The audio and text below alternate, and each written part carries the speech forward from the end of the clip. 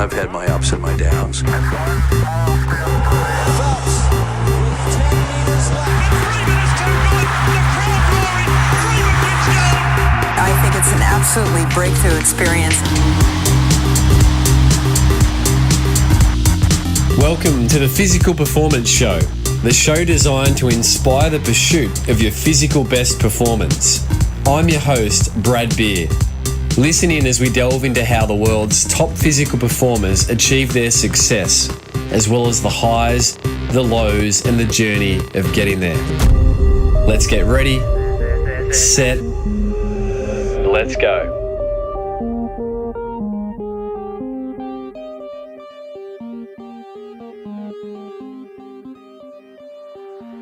Welcome to another episode of the Physical Performance Show, brought to you by Physio Cream and Pogo Physio. I trust you've been having a great week, and I hope that you've been enjoying pursuing your own physical best performance. On today's episode, I share a conversation with you that I had with Tim Oberg, CEO and founder of Parkrun Australia. In this interest edition of the Physical Performance Show, we take a trip back to 2011 when Parkrun Australia was launched. We discuss why and how Tim brought Parkrun from the UK, Parkrun's founding nation, over to the Australian soil, and what the last 7 years have looked like to see Parkrun go from the very first run in the park at Main Beach here on the Gold Coast, the home of the Physical Performance Show, to now entail 319 locations growing every week, 3,000 volunteers every Saturday, and 640,000 runners across Australia taking part in parkruns. It's a remarkable story. It's got some twists and turns along the way, and a very faithful and loyal dog to boot. If you've ever wondered how parkrun came to be so prolific here in Australia, you're going to really enjoy this. You would have to live under a rock to have not heard of parkrun. It's such a great story. So let's jump in and hear from Tim Oberg, CEO and founder of Parkrun Australia.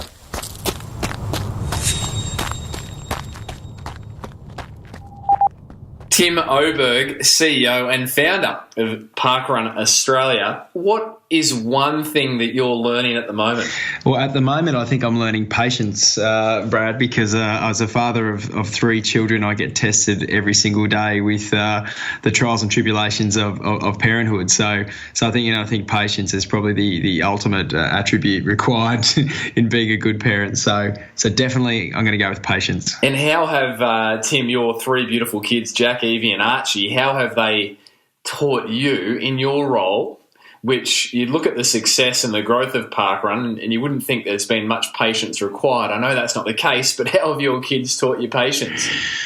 Well, I think you've got to relate to them each at a different level because they're different ages. So Jack's almost 6, Evie's 4, and Archie's a baby, and so the different ways I have to interact with them and I guess the communication styles and being able to, I guess, communicate with them effectively ultimately requires patience to get all of that done. So I think, on the one hand, I've got Jack, it's his birthday tomorrow, so he's excited, he's a maniac, and he runs around the place crazy, whereas little Archie's unfortunately not very well at the moment. He's got the flu, so, just 20 minutes ago I was in the nursery with him, giving him a cuddle and making sure he was all right.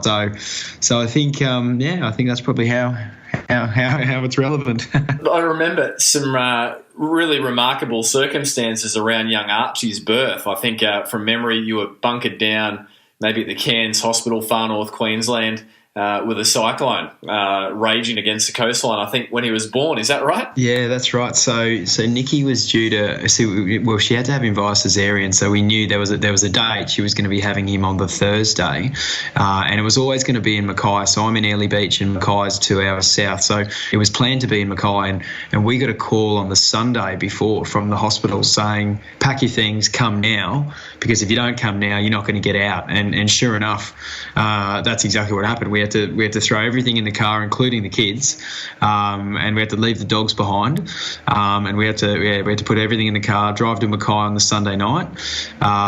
We had Archie via cesarean Monday morning, literally as Cyclone Debbie was ravaging the Whitsundays, and that cyclone lasted sort of around 48 hours. So we were basically down there in the hospital bunker down watching our town get smashed. And then we actually weren't able to get back into Airlie Beach until the Friday of that week, which reality is we wouldn't have anyway because of, Nikki having a seizure. She needed a few days in hospital. But, yeah, when we did finally get back into Airlie Beach, it was like driving into a war zone. I've never seen anything like it. There were just something like 200 power lines down and just carnage everywhere, and luckily no one lost their lives directly in the cyclone, but there was a lot of damage. So yeah, I think that's created a resilient child, that's for sure. So exceptional circumstances, and for listeners, and for overseas listeners, you're in Airlie Beach in the beautiful Whitsundays. How would you describe your habitat? Oh wow, well we live on the Great Barrier Reef, which most people, even the world over, have probably heard of, and the Whitsunday Islands, which is a cluster of I'm going to say 72 islands, I think, from memory, and the Great Barrier Reef. So it's an area of natural beauty. In saying that as well, when you're on the land, there's a mountain range here, the Conway Range, which is fantastic for trail running and hiking, and then it's really surrounded by a lot of agriculture and farming. So the sort of Whitsunday region produces a lot of the fruit and vegetables that are consumed in Australia, and most notably mangoes. The Bowen mango is a famous product of our region, and yeah, it's a stunning part of the world, and I'm very lucky to live here. Absolutely. Tim, parkrun. It is, before we press record, I use the word, it's an institution. In my work as a physiotherapist, I mentioned off air that when people come to see me for a running injury, I need to ask them about their pacing, their benchmark, their barometer, if you like. The common language that every runner seems to now understand is they'll say to me something like, my parkrun PB is, and off they go. It is just steep now in running everywhere you look. Everyone knows about parkrun, includes parkrun, attends parkrun, the numbers which we'll touch on are staggering.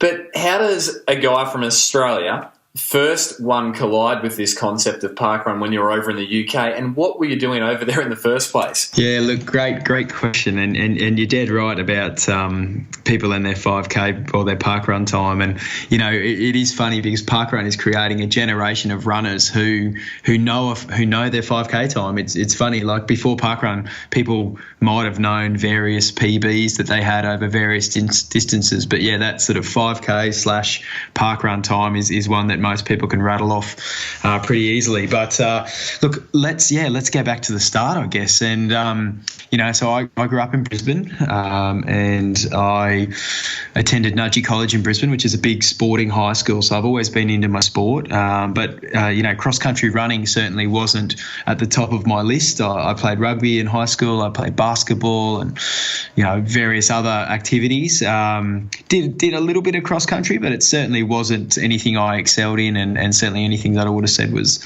a real favourite of mine. It was more a means to an end. Did cross country to get aerobically fit for other sports. So towards the end of my high schooling, I was sort of hitting the gym for rugby, and actually then evolved into doing Olympic weightlifting, so the snatch and the clean and jerk, and that was in a time when weightlifting really wasn't kind of very cool. It's become a bit cooler in recent years because of CrossFit. So those movements, the snatch and the clean and jerk, are a part of CrossFit. So you get a lot more people doing it now. But I did it, sort of in the late 90s. I was weightlifting to the point of sort of national junior champion. Never really took that into the senior ranks. The guys who were ahead of me in the seniors were a lot better, and so I never really viewed that I had a long-term career in weightlifting. I was never really going to go to the Olympics or anything like that. And then made the decision at the end of uni that I would move over to the UK. And I did a human movement degree and an education degree at QUT in Brisbane, Queensland University of Technology. Made the decision to move to the UK and was teaching for a while. And then after a couple of years doing that, I ended up setting up a travel business in the UK. So that sort of changed my direction over there. And I was running running tours and putting on events in London. And then I met my now wife, Nikki, who's from Cape Town. We met over there, and she was on a British passport, so she had the right to live over there. So I kind of got that through her. And anyway, long story short, is that all evolved into me kind of getting into recreational running, because I was in the UK. I wasn't doing anything really structured. I had a gym membership, but I wasn't, I would just go sporadically.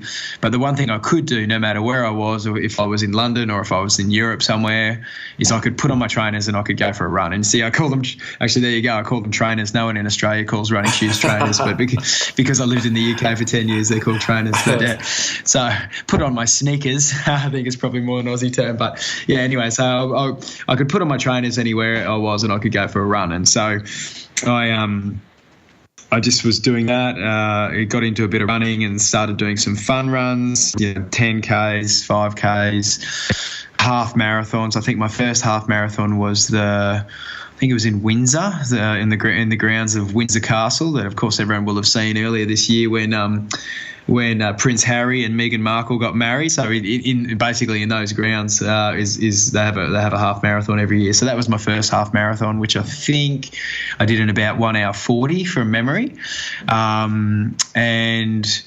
Yeah, so I guess I started getting into fun running, and then I had this opportunity. Nikki and I had this opportunity to go live in Montenegro, which is on the Adriatic, underneath Croatia. We had an opportunity to go there for 6 months, and I was doing a bit of consulting work and some tourism consulting work for a company down there. Kind of quite randomly, the offer came up, and we thought, yeah, let's do it. So. We were living in this town called Kotor, Kotor. If you haven't heard of it, Google it, because it's really, really beautiful. As I say, right on the Adriatic Sea, on a fjord. And I said to myself, I got there and I said, this place is amazing. I'm going to train for a marathon. I said, that's my goal. I said, I'm here for 6 months. It's the perfect amount of time to sort of run and train for something. And I was in this place of incredible natural beauty. And I thought, well, I'm going to take advantage of this. I'm going to train. It's going to be awesome for long runs and whatnot. So I set my sights on the Munich Marathon, which was in September 2007, and I trained for that for 3 months. Downloaded a program off the internet, as a lot of people I'm sure have done in their time for their first marathon. And then trained really hard for that. I had a bit of a goal time of 3 hours 30.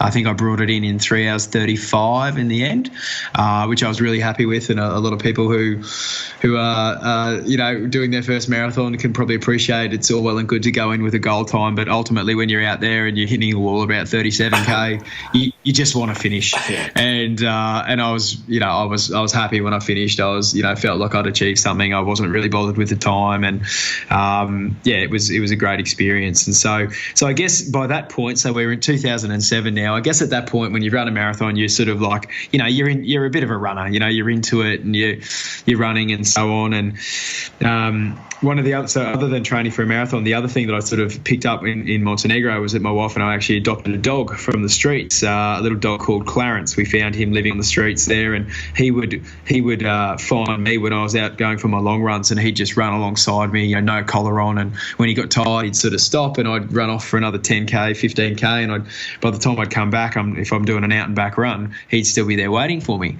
and he'd run me back into the town and come up, and I'd have some water, and he'd have some water, and we grew this incredible kind of like father-son style relationship, me and this dog. And anyway, so we decided that when we left, we decided we were going to keep him. And look, there's a whole story about basically how we smuggled him back into the UK, but I think that's probably not for this podcast. That's for a different podcast. But anyway, he came to Munich when I did the marathon. So when I finished the marathon in the Olympic Stadium in Munich, my Nikki and Clarence, the dog, were there waiting for me, and we were sort of on our way back to London at that point. And yes, as I say, we got him back into the UK, and as I say, that's a story for a different podcast. But then when I got back in, he was basically my running buddy, and every time I would go running, I'd put the shoe. He'd see the running shoes come out, and he knew, and he was waiting at the door, and whether it was the middle of summer or freezing cold winter in the snow, he was there to go running with me. So I had this little running buddy, and because I'd done a marathon, I was now sort of training for various other events, half marathons, and then I got into Ironmans, and I did the Monaco 70.3 in 2008. So that's my longest ever kind of event from a time perspective. So I trained all for that, and then again, sort of fast forward a little bit. So it's 2010, and Nikki and I were engaged by now. We're getting ready to leave the UK. We're getting married in South Africa, and about 6 months before we left, so about the middle of 2010, someone from the triathlon club said to me, they knew I was running with my dog. They were with Clarence. They said to me, "Do you know that there's somewhere you can go that you can run with your dog and get a time, and you can run a 5K?" And I said, no way. Tell me more about this. And they said, yeah, it's this thing called parkrun. And I'm like, never heard of it, but tell me more. So anyway, I registered for parkrun, as we all do, or we all have, and went on to my nearest. There actually weren't many parkruns in London at that time. They were mostly sort of around the UK. There was about 60 events in the UK at that point when I signed up, and my barcode number is 84,155. So, people would know that parkruns now in the sort of 4 million, almost 5 million members. So it's funny how 84,000 makes me sound like almost one of the originals. But yeah, so I was number 84,000. Went up to Wimbledon Common. Met at the windmill. The windmill at Wimbledon Common was where you met for the parkrun, and did my first parkrun. And yeah, I just thought, wow, this is pretty cool. Took Clarence as I planned to, and I think a few weeks later I took Nikki and some friends, and we went up and did it again. And funnily enough, I didn't have my barcode on that occasion, and everyone knows the parkrun, no barcode, no time. So my parkrun record doesn't actually show any history of that second run, but I do definitely remember doing it. And then, yeah, not long after that, I sort of thought, right, okay, I'm moving back to Australia in January 2011. I think this parkrun thing's probably got a bit of legs. I wonder if they're interested in expanding. So I sent a message to parkrun through the website. At that point, I didn't know who was involved with parkrun, who the people were, and I got a response pretty quickly from a guy called Paul Sinton Hewitt. Now, we all know Paul's the founder of parkrun. So Paul responded. He said, let's meet up. And we met for a cup of coffee in Costa in Wimbledon Village. So for people who know the area, who might even be able to picture it. But we met at Costa Coffee in Wimbledon Village. And we spoke for, probably a good couple of hours the first time I sat down with him, and sort of spoke about, I guess, where I saw the opportunity was for parkrun in Australia, and what I thought we could do with it, and I certainly wasn't sort of saying to him that in 7 years I think we'll have 300 events. I didn't have that vision. I really just said, look, I think it's a great concept, and something that would be fun and a good opportunity for me to really be able to set up and actually use it as a means to network. I'd been away from Australia for 10 years. I thought it'd be a great opportunity for me to get involved and meet people. I never really viewed it as something that was potentially going to be a job for me or anything like that. So anyway, yeah, met with Paul once, and then we met up again a couple of weeks later, and he brought someone from his board along. I think he wanted a second opinion, I guess, on me, or to reinforce his first opinion anyway. And so we had another chat, and then basically agreed that we would do it. And we drafted up the first ever kind of parkrun license agreement, which is the way the relationship was. Essentially, he granted me a license to operate parkrun in Australia, somewhat similar to like having a franchise, really. The deal was that I could do it for free, so I didn't actually have to pay him any money in the first year.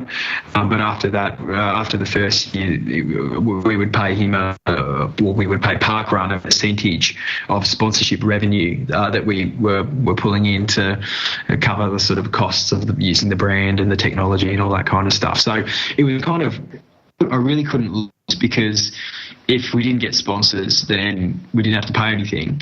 And if we did get sponsors, then great. It means things are going well, and it means we can pay parkrun. So it was a sort of no-lose scenario for me. It was really perfect because it enabled me to be really, I guess, enthusiastic about the concept and not know that sort of my house wasn't on the line or anything like that.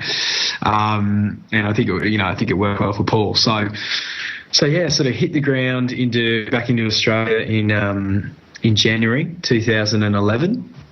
After having just gotten married in South Africa, and while I was there, it's interesting because I was talking to people about it, and Nicky's brother John, his best friend Adrian, was working at Adidas in South Africa, and he was able to introduce me to some people at Adidas here in Australia. So very early on, I think before we even launched any event, I had a meeting in Melbourne with Adidas and sort of sold them the dream, I guess, about what parkrun could be, sort of showing them that it was this phenomenon in the UK with 60 events and almost 100,000 people, and things like that. Sort of numbers that seem small fry now compared to where we are now. But went and met with Adidas, and at the same time was in touch with this Gold Coast City Council, or City of Gold Coast as we now know them.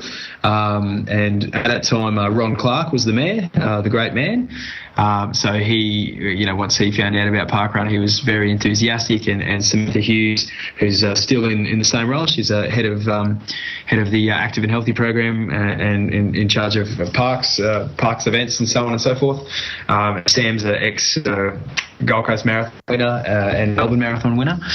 So again, a big advocate for running. So Sam and Ron got right behind parkrun and facilitated the launch of Event 1 at Main Beach in August 2011. So there we go. There's the backstory. It was quite wordy. I've probably never explained it in such detail on a podcast or an interview before, but that's kind of how we got from little Aussie Tim living in the UK to setting up parkrun here. Wow. And Tim, when you first attended your parkruns over there with Clarence in Wimbledon there, how many runners were attending in the UK at that stage, your local parkrun, when you were back still living there?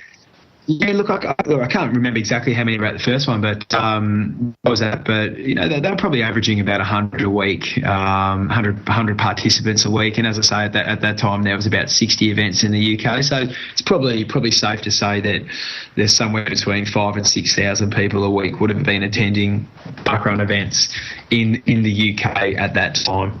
Yeah, wow, and I just think the irony in the mayor of the Gold Coast being, as you described him, the late and great Ron Clark, is you can't lose that, can you? I mean, wow. For those that don't know Tim, put some strings around Ron Clark's achievements in the running world. Well, I mean, Ron, he's arguably Australia's greatest ever distance runner in the 1960s and 70s. I think at one point he held every world record between... Oh, God, geez, you put me on the spot here, Brad, but I think every world record between like 1,500 and 10K or something, I think Ron held them. And but was, as I say, one of Australia's great runners. Held numerous world records and Olympic and Commonwealth medals. But the Ron Clark I knew was just a really great guy. Obviously his running career was well past him when I met him and his wonderful family on the Gold Coast. But he was just incredibly supportive. And when he finished his time as mayor, he became our first patron. And as I say, he was always happy to advocate for us. And there were multiple occasions when I invited him along to sort of events with our volunteers that him and his wife Helen and son Nick would come to, and they were always the guests of honour and told some great stories, as you can imagine. I mean, they lived an incredible. I mean, obviously Helen's and Nick are still with us, but Ron lived an incredible life, and it was a thrill just to get not only to meet him, but actually get to know him through parkruns. Parkrun is probably one of my greatest thrills of all from parkrun so far. You're listening to Tim Oberg, CEO and founder of Parkrun Australia, share around the highs, the lows and the learnings of Parkrun's success in Australia to date. Support for today's show comes from Physio Cream. Physio Cream, spelled F-I-S-I-O-C-R-E-M, is a topical massage cream containing natural plant-based ingredients, ideal for the temporary relief of muscular aches and pains. If you're conscious of what you put on your body, you'll be happy to know that Physio Cream does not contain parabens or hydroxybenzoates. It is clean to use and pleasant smelling, with the smell fading away in just minutes. Its non-greasy formula doesn't leave any sticky residue behind. Physio Cream can be found at chemists and health stores Australia-wide, as well as their online shop. They've even offered a 20% discount to listeners of the Physical Performance Show using the coupon code POGO, that's capital P-O-G-O, when you shop at physiocream.com.au. Now that's FISIOCREM.com.au. Hurting sucks and they've got your back. Be sure to tune in to the end of the show where I'll also share around Physio Cream's giveaway for the week and how to enter into the giveaway where you can win a Physio Cream singlet, hat and tube of Physio Cream. Support for today's show also comes from Pogo Physio. We exist to help you get back to your physical best following injury. We want everyone who walks through our doors to cross their physio finish line. That's where we high-five you and tell you that you finished rehabilitation and celebrate that you're back to your physical best. In addition to traditional session-to-session appointments, we offer some industry-first models of care, including our 2, 6 and 12-week fixed-fee, unlimited access finish line programs, and also our very popular monthly fixed-fee wellness booster packs. These are all designed to help you save money and recover faster. To find out more about Pogo Physio's unique models of care to help get you back to your physical best, jump over to pogophysio.com.au. For now, let's jump back to Tim Oberg, CEO and founder of Parkrun Australia.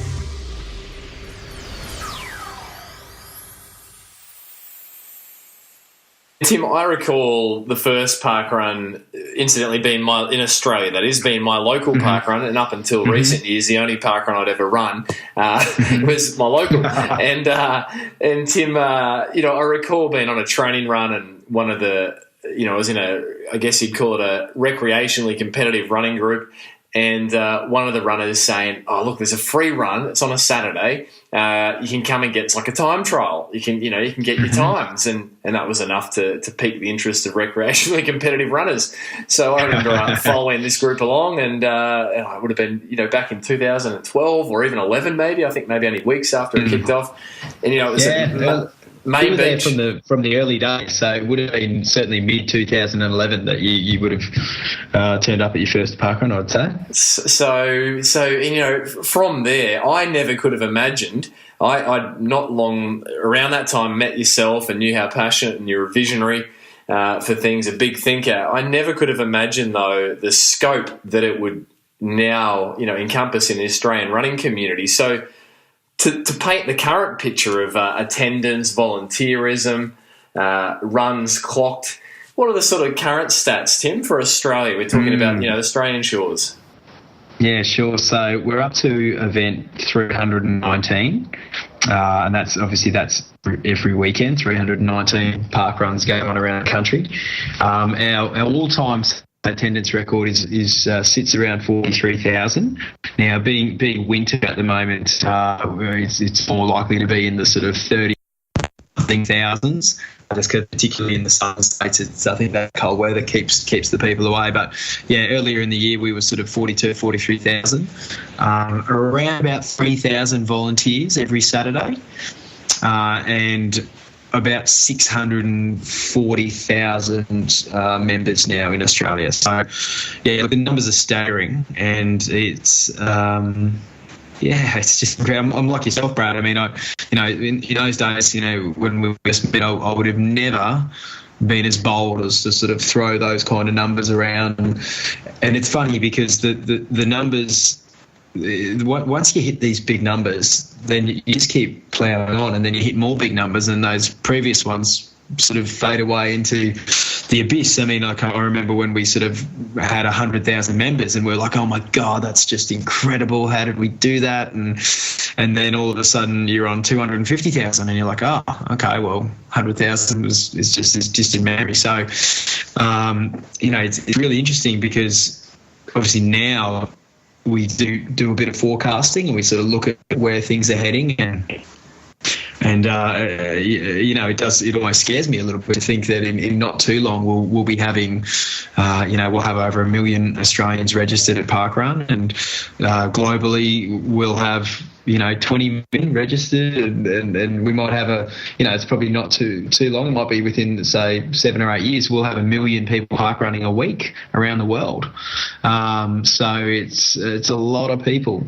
And as much as, it's very kind of you to call me a visionary, and Paul Sinton-Hewitt, who's the founder, he would get called that all the time as well. But neither of us, whether it's with Paul in the UK or me here, neither of us at the start of this journey ever sat down and thought, we're going to create this thing that is going to be massive, and it's going to have all these impacts across all these demographics and everything. It's much more humble beginnings than that. It was, and it's actually interesting in your description of when you found out about Parkrun, you called it a time trial, because when Parkrun started, it actually wasn't called Parkrun, it was called the Bushy Park Time Trial.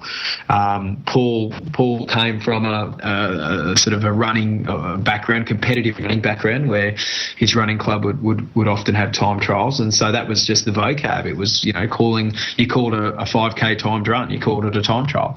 And so when Parkrun started, it was called the Bushy Park Time Trial, and it was Paul set it up. He didn't set it up for the community, he didn't set it up for people with dogs and prams and everything. He set it up for his running club mates, because he was injured at the time, so he wasn't able to compete or participate with them. So he said, well, I'm gonna make something, and they're gonna come to me rather than me go to them, but they're going to come to me. So yeah, he created a time trial, and but because it was free, and because everyone was friendly, and because they all went for coffee afterwards, it became a great social event, and the word spread, and then all these less competitive runners or people started coming along, and it, over the years it evolved into what we now know as Parkrun. And I think it wasn't actually rebranded as Parkrun until 4 or 5 years into the story, as it started to grow. I think it might be something like event number 5 or number 6 was the first event that was actually launched as a parkrun. Before then there was just a handful of events around the UK that were all called time trials. So yeah, it's really evolved into this monster that no one could have ever foreseen. Anyone that tells you that they saw it coming is lying, because I'm telling you now, I never saw it coming, and Paul tells me he didn't see it coming. So anyone who says they did is lying, because it's the right concept that has just come at the right point in history. People are looking for community. They're looking for a place to belong. They're looking for places to see their friends. They want to get away from all the digital stuff that dominates our lives so much, and Parkrun is just offering that. So it's it's incredible. There's no doubt. I think that's fascinating that it actually pivoted, if you like, from a time trial set up by Paul for, as you say, for his mates, to become something that's such a pillar in the community. And I think those forecasted statistics, 1 million Australians in time running a parkrun, 20 million worldwide. I mean, as a health practitioner, the health benefits of that in society are just outstanding. You use the phrase, Tim, that these numbers, the forecast, scares you. Aside from the obvious, fronting it up as the CEO of the organisation here in Australia, what about it scares you? I think it's, even now it's at a point where the numbers are so big I can't comprehend it. Like, you can't. In the early days, I could sit there and I could actually literally picture every parkrun event happening because I'd been to all the courses. I knew the event directors, so I could almost, I could almost literally sit there on a Saturday morning and I could look at the clock and I could go, right, well, it's 8 a.m. right now in Sydney, so I'm picturing the start of St. Peter's Parkrun, or I can picture the start of Newark Parkrun in Newcastle. And so I kind of had this grasp on I guess at a personal level, I could grasp exactly what was going on everywhere, and as the organisation's grown and whatnot, as you have to in my role, you can't know those micro details as I once did, and so the thought of 500 parkrun locations and 50,000, 60,000, 100,000 people participating every Saturday, it's scary to think, in a good way. Like it's not a bad scary, it's a good scary, but it's just phenomenal, and it's as I say, I think it is something that no one could have foreseen, and now that we're doing that forecasting, we are forecasting huge, continued huge growth. And, I couldn't tell you where, what this role is going to look like for me in 5 years. It just continues to grow. I mean, a lot of what I spend my time doing now is completely different to what I was doing 5 years ago when I was right in the thick of launching new events and all that kind of stuff. And, a lot of that stuff happens. My staff take care of those sorts of things. So it's just this, as I say, I think I called it a monster just before, and I'll happily call it that again. It's just this evolving monster, and a friendly monster though, mind you. But it's really just continuing to grow. So Tim, you mentioned that there's 319 currently parkruns, probably out of date statistic by the time this goes live, in Australia. Aside from the obvious sort of metropolitan cities, the major hubs, where are some of the most interesting or more interesting / obscure Australian parkruns to be found? Yeah, wow, great question. And as we've grown, we've really evolved from being just in the sort of metro areas to having a really strong regional, rural, even remote footprint. And probably no better example than actually this Saturday. We're launching in Doomadgee in far north Queensland, which is an Indigenous community, and it's about 8 hours drive from Mount Isa, I believe. So it's there are flights that go into a little sort of dusty, dirty airport that are there, but I think anyone from what I'm hearing, the people that are actually travelling up there are going to be doing some very long driving hours. So yeah, that's a real milestone for us. It's our first parkrun event in Indigenous communities. Other than that, I mean, we're in Kalgoorlie in Western Australia. They've got this fantastic course they're running on the red dirt in Kalgoorlie. I've been to Roma in Queensland. That's another sort of regional mining town. And then, I don't know, we launched in Jindabyne the other week, the ski resort. So I reckon that's a bit of a one for the tourists there to go run there. I'm guessing that's probably our highest park run in Australia. But yeah, mate, as you say, we're all over. I mean, we're far north Queensland. We're right down the tip of Tasmania. Big footprint over in Western Australia, and then of course the eastern seaboard. They're just dots everywhere. I've got the parkrun map in front of me, and I'm just looking at them, and there's just little parkrun dots all over Australia at the moment. So, but one of the biggest challenges for us though is actually the size of the country and the remoteness of a lot of these locations. It's something that our parent organisation in the UK, they really don't have to deal with that. I mean, the UK is tiny in comparison to the size of Australia, so every parkrun is within striking distance of another one, more or less. They don't have this remote issue, and it's not quite as bad though as our cousins over at Parkrun Russia. There's an event there that's something like 100 driving hours away from its nearest parkrun or capital city or something like that. I'd have to look it up, but I know the most remote parkrun in the world is over in the sort of eastern Russia. That's a whole nother story there. So other nations, there's parkrun in Russia, there's parkrun obviously in the UK, the birthplace of it, Australia. What other nations can you find a parkrun on? Yeah, look, we're in about 20 countries at the moment. So I started off in the UK, and then a few events popped up in Denmark. So Denmark started before us. So I guess technically the first sort of international expansion for parkrun in the UK was Denmark. Then came Australia, but then New Zealand and South Africa. There's a huge parkrun contingent there. They get really big attendances in South Africa. We average about 130 participants per event. In South Africa, they average something like 450.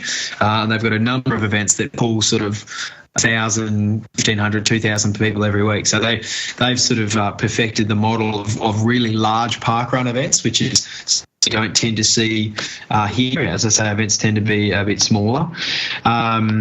We've been in the USA for a number of years, but the growth there has been slow, I think is probably the best way to describe it.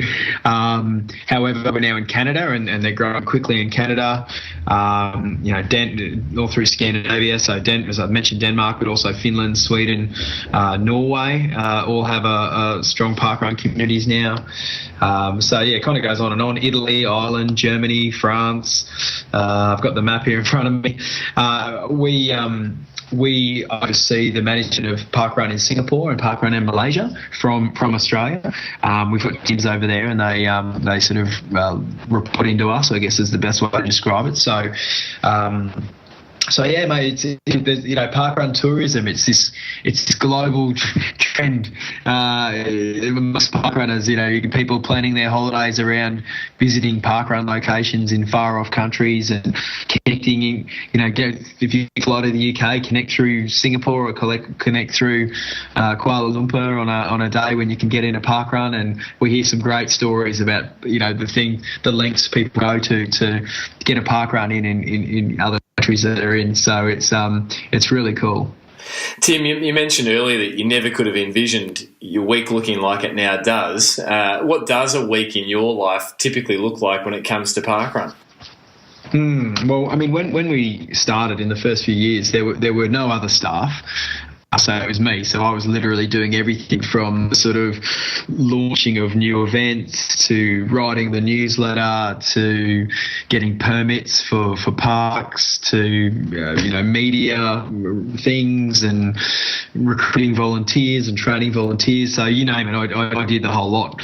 Now, as we've evolved and we've had more people come on to volunteer, we sort of created new tiers of volunteering structures, and we started off with what we called territory directors, and they were sort of our middle managers who would oversee and sort of mentor other events in their area. And then that's evolved. That position has evolved into what we now call event ambassadors. So at the moment we have about 80 event ambassadors around Australia. Through that sort of territory director event ambassador network is essentially where our staff have come from. So we've now got 8 staff, 4 full-time, 4 part-time. And yeah, they've all gone through, a proper recruitment process, but they all did actually end up coming from within parkrun. And, I think obviously that intimate knowledge that these people had of parkrun is essentially what got them the jobs, as well as, of course, their professional capabilities. Now we've got a staff of people. So my role now is more around managing the staff, but also now much more sort of strategic directions for parkrun. So I do a lot of communication with political people and government figures, government agencies to try and secure funding for parkrun, to try and make it easier for our teams to get their permits. And I guess just generally try and grow the brand and grow the business. So I'm finding myself these days investing quite a bit of time on Twitter. That seems to be a good way to get the sort of messages that I'm trying to communicate around parkrun and the kind of people I'm trying to talk with. Twitter seems to be a really great tool for that. So yeah, it's a very, very different now to what it used to be. But I'd say more exciting now for me than it's ever been because of the magnitude of the sort of things we're working on. So yeah, very different, but equally as good. Tim, you mentioned political figures. I was thrilled when I saw a tweet from yourself go out that Malcolm Turnbull, Australian Prime Minister, had been down, I think, co-starting a local, might have been North Lakes parkrun recently. Yeah, it was. Yeah, on the weekend. So, I think our tweet made it look like he was there, for us to launch the event, but he was actually there walking around the lake with his wife, and our event director nabbed him and told him a little bit about parkrun and got him to start the event. But, you can't underestimate, though, the importance of that sort of stuff for us because, we're at that size now where, we are arguably the greatest health promotion in the country. I don't say that in a boastful way. I say that in a way that I think is, very meaningful in that the health impacts that we're now having are, can't be denied, and they're just, getting bigger and bigger each week and each year. And Malcolm Turnbull and people like him, they need to know about this. They need to know actually what's happening at the grassroots. What is actually working in the community. They throw millions and millions of dollars at things and they don't always work. And they've thrown, we've had zero funding from the federal government, and we are working. So, we want to get in front of people like the Prime Minister and, federal politicians and sort of say to them, this is what we're doing. It's working. We want to do more. We want to have more impact. And we need the support of the government to do that. So, so it is important. And, Twitter, it's good fun, but also it is very strategic. So it's a tool. So if Prime Minister Malcolm Turnbull, you're listening in, or one of your party, then there's a meeting due with Parkrun's CEO Tim Oberg. Tim, you mentioned dollars and funding. One of the things that I think is one of the magnets, the attractions around Parkrun is that it's technically free. In a world where not much is, there's an adage that everything that's free costs someone, somewhere, something, right? So how does this economic engine work where we can all rock up on a Saturday at our local parkrun? Yes, it's based on volunteers, but, how does it practically work where we can have 319 parkruns on the Australian shores, a team running it? How do the economics work around that? Yeah, no, you did right about the free attraction. And when Paul created the parkrun model, or the time trial model as it was originally, there were sort of what I refer to as four key pillars to that. And free was one, timed was another, weekly was one, and 5K. So free, timed, weekly, 5K, that's parkrun. And so the free forever, it always has been and always will be, is absolutely core to what we do. And so, again, part of my job and a big part of my job is making sure we can sustain that. And so our revenue streams come from sort of two main distinct areas. One is around commercial partners. So at the moment, our commercial partners are Medibank, who we've been with for almost 3 years, and the Athlete's Foot. So they're our commercial partners at the moment. But we've had a number of others, the sort of 7.5 years we've been operating. And then we also have money that we receive from various levels of government. Now, local councils is a big funder of parkrun. Typically, when a new parkrun event gets up and running, the local council will chip in with some seed funding to pay for equipment and so on. But we've also worked really hard on our relationships with state government and Queensland, for example, where you're based, Brad, and I'm based, is we've got an incredible relationship with the Department of Sport and Recreation. They've funded probably 40 parkrun events over the last 3 or 4 years. Lots of their staff participate, and I've spoken at conferences for them and things like that. But yeah, so we work hard on those relationships. We've got a similar relationship with Vic Health in Victoria, and we've also worked quite closely with the state government in South Australia. So we're working to have relationships like that with every state government. So it's basically, that's where the money comes from, so to speak. Our main revenue streams. We run a very, very lean operation, like to have 40,000 people participate on a Saturday across 300 locations and only have 8 staff is unheard of. And obviously the X factor in all of this is the contribution by our volunteers. It seems to be that we've got the volunteering model pretty right. Like we promote everything as being fun and enjoyable and rewarding, and that's because it is. But also it's short. People when they volunteer at parkrun, it's only about an hour of their time. It's very social, and as I say, it feels good. People realise that actually when they volunteer, it's not a case of you give up your run. You're sacrificing your run to do this chore that you have to do. They actually realise that it's just as fun. It's a different kind of fun to running 5K, but it is just as fun. And if anything, it's probably more rewarding. And so, the fact that we've got 3,000 volunteers, each and every Saturday, making it happen is really incredible. And of all the numbers that when I spread off about 600,000 members and all that sort of stuff, the one that makes me probably most proud is the volunteering number, because I think it's really unique and it really shows the connection people have with parkrun. Tim, if someone's out there and they want to get down to their local parkrun, what steps do they need to take? Yeah, it's really easy at a sort of mechanical level. What you need to do is go to parkrun.com.au. We've got an events tab there. You can click on that. You can just see where your nearest event is. You can click on your state and have a look there, and then there'll be a button that says register. It's completely free, as we just said. You register online. We'll ask you a few questions. You register, and then you'll get a little barcode. And this barcode is what we call your parkrun ID. Starts with an A, and then it will have whatever the number is, however far we are into the life of parkrun. At the moment, the number is somewhere in the 4 millions, approaching 5 million.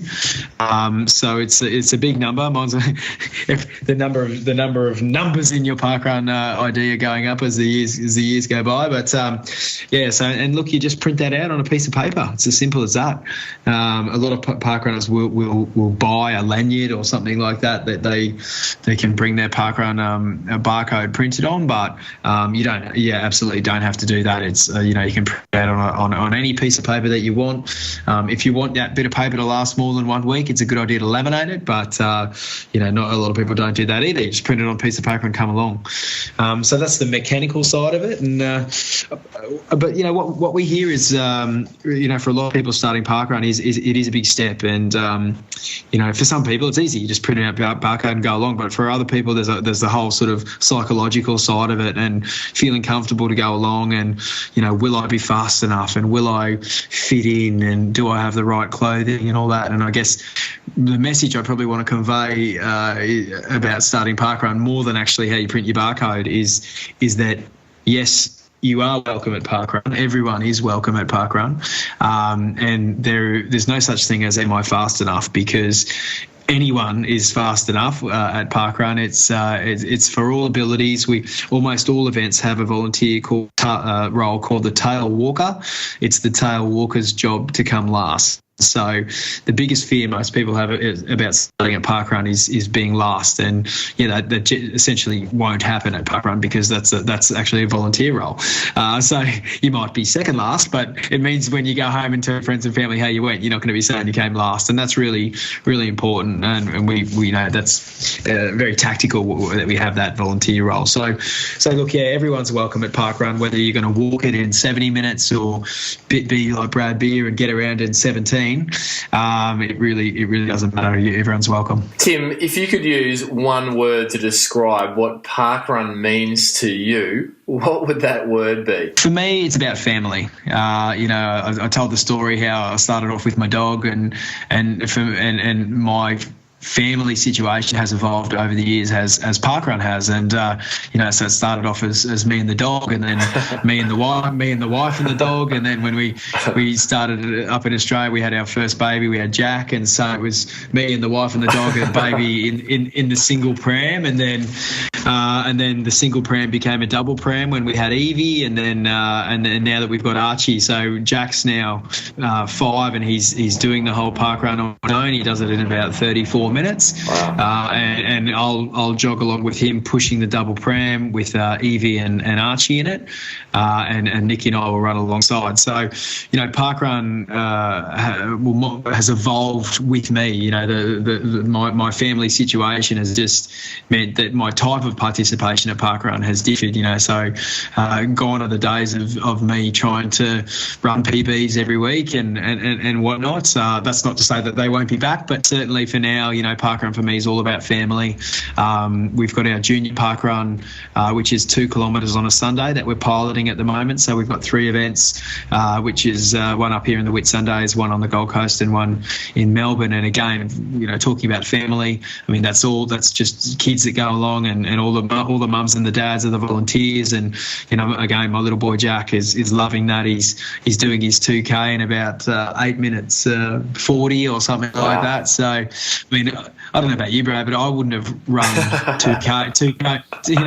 I mean, there just wasn't anywhere that you would run 2K as a kid. You'd run around a field kicking a footy or whatever, but I wouldn't have done. I don't think I did cross country at all in primary school, and then in high school cross country. It was year 8 and 9. It was about 4K maybe or something. So I wouldn't have done 5K until I was probably 15 or 16 in terms of just on foot as a running event. So we've got all these kids and families who are growing up now who doing parkrun and just being active on a Saturday morning and now Sunday morning with juniors is just the norm. And that's the best thing about it is it's parkrun's making physical activity and it's making engaging with your community the normal thing to do on a Saturday morning instead of something that's out of the box. And I think when you asked me what it means to me, and I said family, my kids know no different. They know Saturday we all go to parkrun, and it's a family outing, and I'm really, really proud of that. And it's it'll be really interesting to see in 20 years when you've got a whole heap of adults who have grown up in parkrun. What is health going to mean to them, and wellness, and community? What's it going to mean to them, and then what are they going to instill into their kids in 30 years from now? What are those kids going to look like? So I think the impacts that we talk about at the moment, we're only really talking about a snapshot of kind of short-term impact. What is it going to look like as you've got whole generations of people who've grown up park running? What are they going to? What kind of adults are they going to be? And that's what we're really going to see the big impacts of parkrun. You're listening to Tim Oberg, CEO and founder of Parkrun Australia. If you missed last week's episode, it was a Coach's Corner edition featuring Adam Diddick, Australian Olympic and Commonwealth Games distance running coach and coach of Jessica Trengove. Then here's a little snippet of what you missed. In the final sort of 10 weeks of a marathon prep, I put a lot of the training and refer to it as plus or minus marathon pace, so that they really tune in with it. You sort of get to know where your body stresses and what's going to be reasonable to do. As you're building up your training, sort of expose some longer efforts so you can get an idea as to, how hard you're working at certain paces. To tune into the full episode and explore the archives of the Physical Performance Show, jump over to your favourite podcast player and peruse the archives. For now, let's jump back to Tim Oberg, CEO and founder of Parkrun Australia.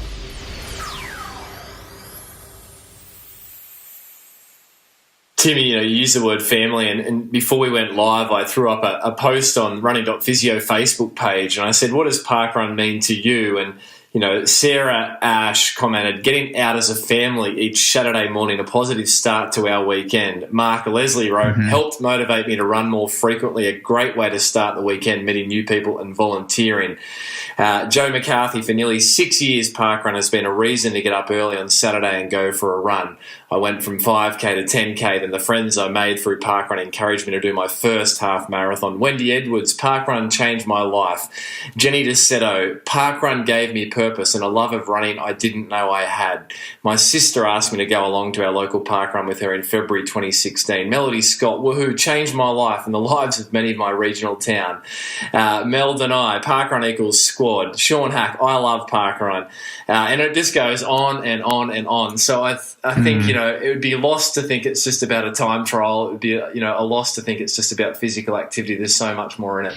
Yeah, there's no doubt. And look, some of those names you said there, they're people I know, and obviously there's a lot that I don't. And I'm in a really. It's an incredible position to be in, and I often wonder how Paul Sinton Hewitt must feel when he wakes up in the morning, because almost not a day goes by that I don't hear a comment from someone or read a comment from someone that says parkrun's changed my life. And I mean, even in our newsletter this week, there's a story about a lady who was suicidal, and she was on the edge. And parkrun, it wasn't the only thing that helped her, but it's played a big part in keeping this woman alive, let alone being fit and all that other stuff. We're talking about life and death here. Here's a woman who was depressed and found parkrun, and it's lifted her from that that funk that she was in. So yeah, look, I get to hear these incredible testimonials all the time, and really I'm the messenger. Paul started in the UK, and he's the founder, but to be in the position that I am here, where this thing that I brought over, that I thought was going to be fun and all that kind of stuff, which we're now here and we're talking about the life-changing impacts on thousands of people. It's an incredible.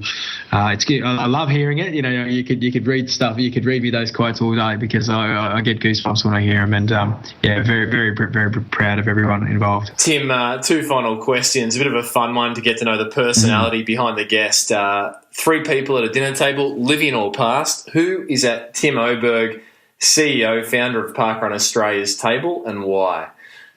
Yeah, sure. Well, I mean, I think I couldn't not say Paul Sinton Hewitt. I mean, I've name dropped him a number of times on the call, and being the founder of Parkrun, I can actually ask him the question that I just spoke about. I say, Paul, well, what is it like when you wake up in the morning? And don't get me wrong, I have asked him that before, and we've had a chat about it. But yeah, it would be great to have Paul at the table.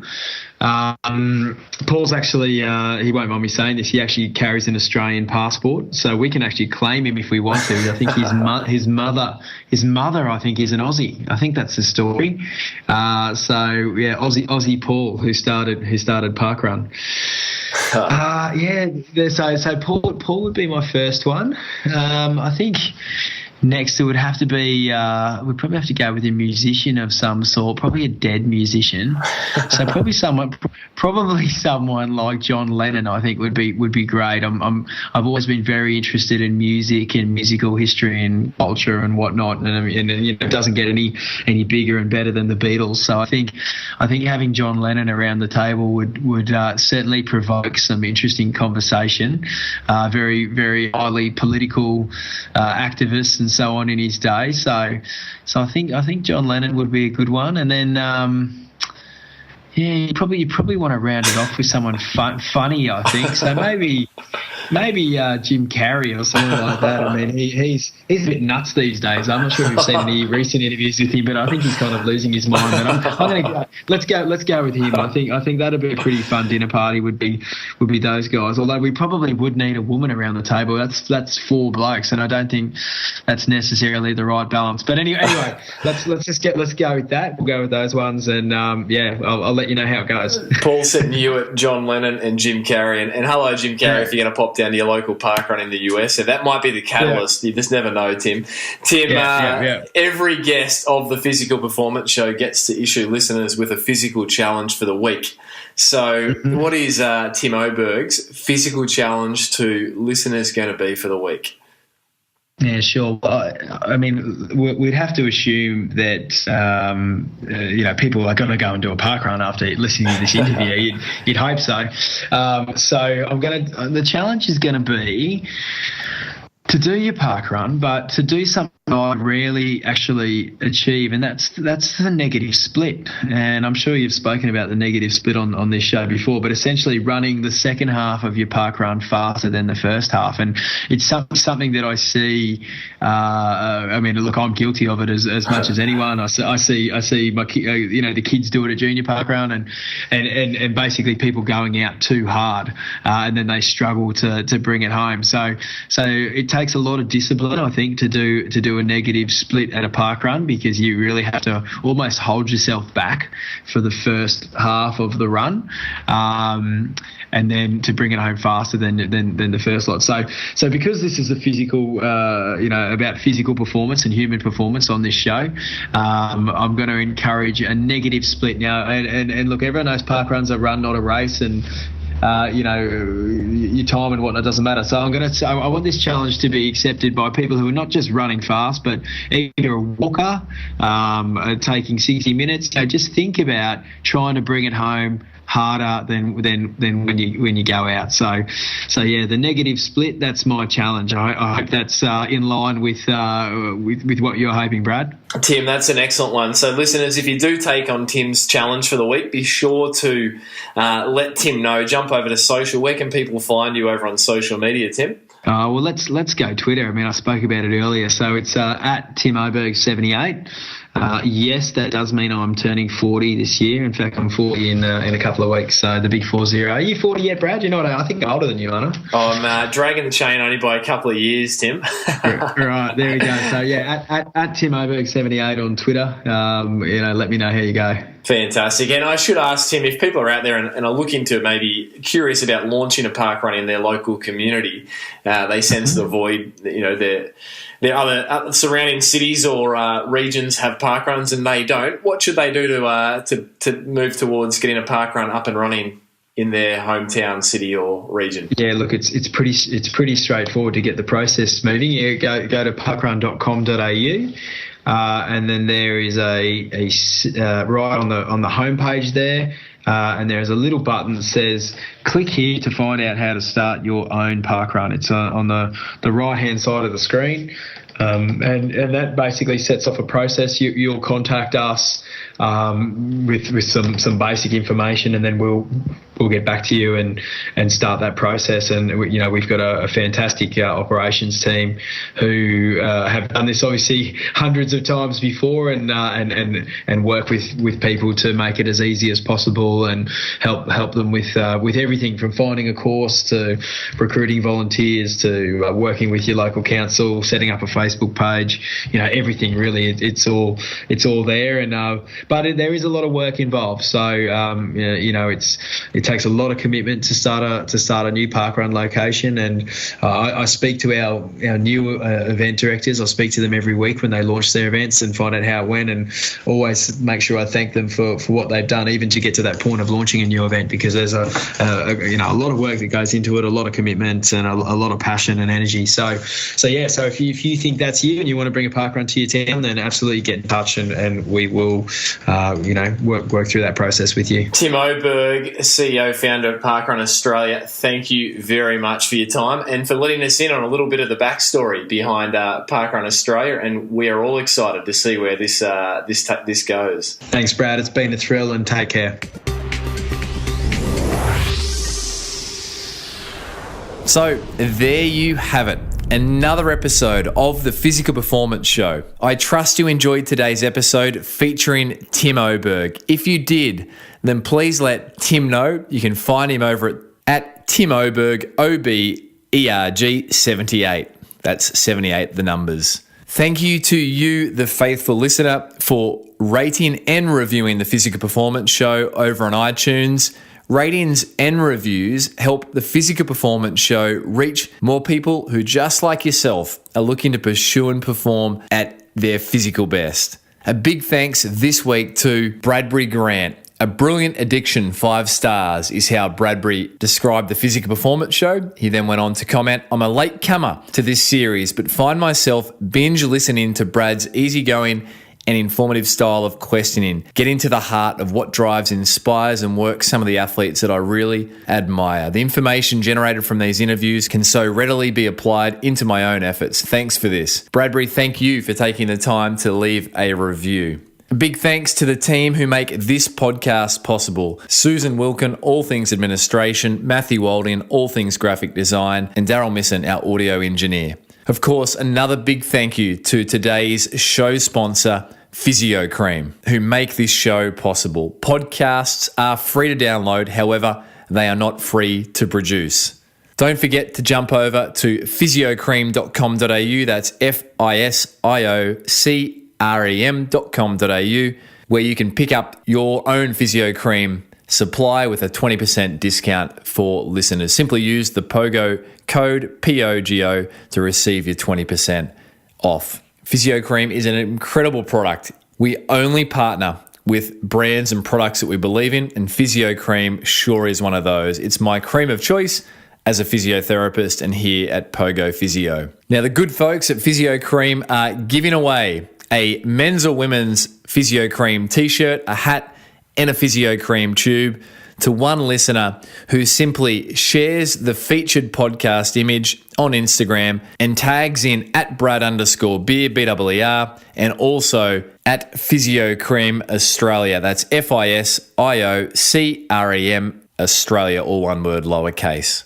Don't forget to take your podsies. That's a screenshot of the episode you're listening to, or simply tag myself in at Brad_Beer and the handle for the Physical Performance Show, which is over on Instagram at Physical Performance Show, all one word, lowercase, and let us know what episode you've been enjoying whilst out pursuing your physical best. Every week there's some great share-ins, and you can go into the draw to win a signed copy of my Amazon Running and Jogging bestseller, You Can Run Pain-Free. Congratulations this week to at Owen Kayak, one word lowercase, who was recently enjoying the Stephanie Rice episode whilst grinding through a 90-minute Swift Wahoo Kicker bike ergo training session. So well done, Owen Kayak, and look out for your signed copy of You Can Run Pain-Free coming your way. Speaking of You Can Run Pain-Free, it's recently been re-released for the revised and expanded second edition. The book's now 400 pages, full of the 5-step method that can help you do what the cover suggests, and that is to enjoy injury-free and faster running. Now, the good news, if you are a listener of the Physical Performance Show